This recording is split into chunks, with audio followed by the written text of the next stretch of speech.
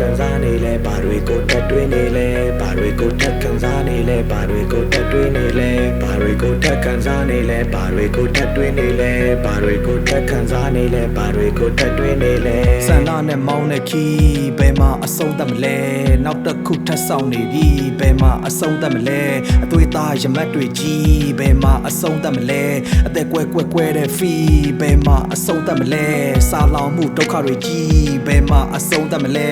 ဝမ်းရည်ကရှာလို့မပြီးဘယ်မှာအဆုံးသတ်မလဲလောဘနွန်နဲ့နေပြီဘယ်မှာအဆုံးသတ်မလဲဒီစိတ်ပဲလွှမ်းမိုးနေပြီဘယ်မှာအဆုံးသတ်မလဲဘာတွေကိုတက်ကန်စားနေလဲဘာတွေကိုတက်တွင်းနေလဲဘာတွေကိုတက်ကန်စားနေလဲဘာတွေကိုတက်တွင်းနေလဲဘာတွေကိုတက်ကန်စားနေလဲဘာတွေကိုတက်တွင်းနေလဲဘာတွေကိုတက်ကန်စားနေလဲဘာတွေကိုတက်တွင်းနေလဲဖြစ်ချင်တာမဖြစ်တာလဲသဘာဝရဲ့နိယာမှာမဖြစ်ချင်တာတွေဖြစ်နေတာလဲသဘာဝရဲ့နိယာမှာဒီနှစ်ခုရဲ့ရည်စံတွေကြားလက်ပစ်ပြီးကုခတ်နေရ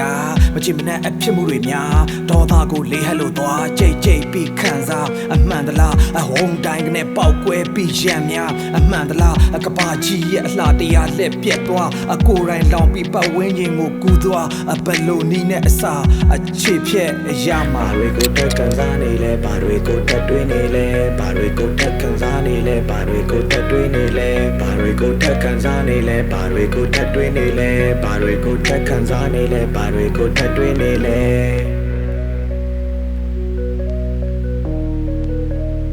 ကျွန်တော်တို့တွေခံစားတဲ့အတိုင်းတွေးတဲ့အတိုင်းဖြစ်နေတာပါဆက်ပြီးခံစားမှလားပြောင်းလဲမှလား